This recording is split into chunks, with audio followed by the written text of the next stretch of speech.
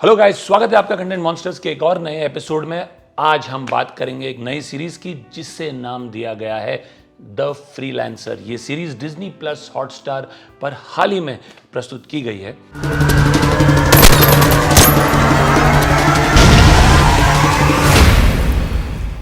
मुख्य कलाकार इस सीरीज में हैं मोहित रैना, अनुपम खेर, आयशा रजा, कश्मीरा परदेशी, नवनीत मलिक, मंजरी फडनिस, सुशांत सिंह, बालाजी गौरी और सारा जेन डायस। नीरज पांडे की सृष्टि है ये सीरीज जो एस्पियोनाज, स्पाई और एक्सट्रैक्शन थ्रिलर स्पेस को समझते हैं बिल्कुल किसी मास्टर की तरह।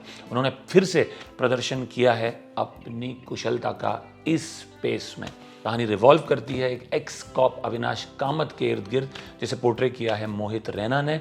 अविनाश एक फ्रीलांसर बन जाता है ग्लोबल ऑपरेशंस के लिए, जहाँ पे वो मर्सनरी बन गया है।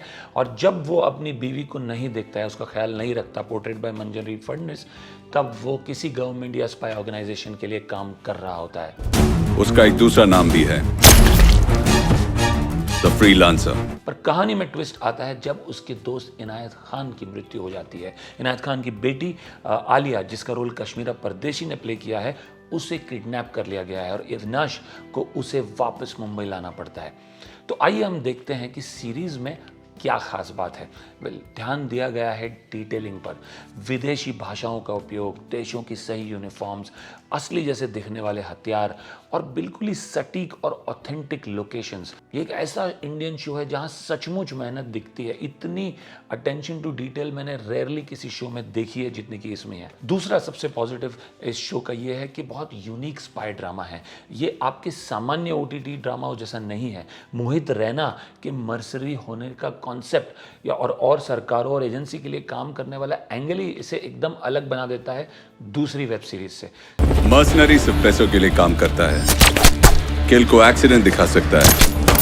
तीसरी सबसे खास बात इस सीरीज की है परफॉर्मेंसेस। मोहित रैना, अनुपम खेर, आयशा मिर्जा, कश्मीरा परदेशी, नवनीत मलिक, सभी ने अपनी भूमिका को बहुत ही जस्टिस से निभाया है। ये स्टारकास्ट मिलके इस सीरीज को एक नए लेवल तक पहुंचा देता है।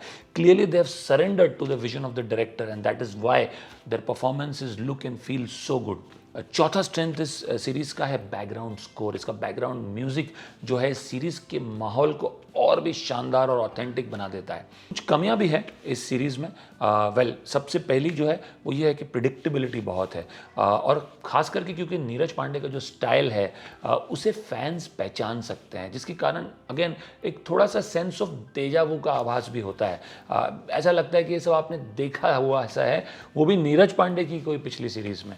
और दूसरा प्रॉब्लम इस सीरीज का है कि चौथे एपिसोड पे खत्म हो जाती है। सीरीज को बीच में रोकना, फैंस को एक दूसरे सीजन का इंतजार करवाना मुझे पर्सनली बिल्कुल पसंद नहीं है। और 7 एपिसोड्स को 2 सीजन्स में तोड़ना seems completely unnecessary to me. कोई ज़रूरत नहीं है, एक ही शॉट में सीरीज खत्म हो सकती थी। तो ये था हमारा रिव्यू फ्रीलांसर को लेके। ओवरऑल हमारा वर्डिक्ट है कि बहुत सॉलिड सीरीज है जो आपको ज़रूर देखनी चाहिए अगर आपको एक्शन और एस्पियोनाज की दुनिया से लगाव है और उस किस्म की कहानियाँ पसंद है। मेरा रिव्यू यहीं समाप्त होता है। अगर आपने सीरीज़ देखी है तो ज़रूर हमें बताइए आपको कैसी लगी, और अगर आप हमारे रिव्यू से सहमत हैं या नहीं ज़रूर कमेंट सेक्शन में हमें बताइए। अगर आपको हमारा रिव्यू पसंद आया हो तो ज़रूर हमारे सब्सक्राइब बटन को क्लिक कीजिए और आते रहिए हमारे चैनल पे ऐसे ढेर सारे रिव्यूज़ के लिए। हम आपको जल्दी मिलेंगे। सी यू सून। Thank you.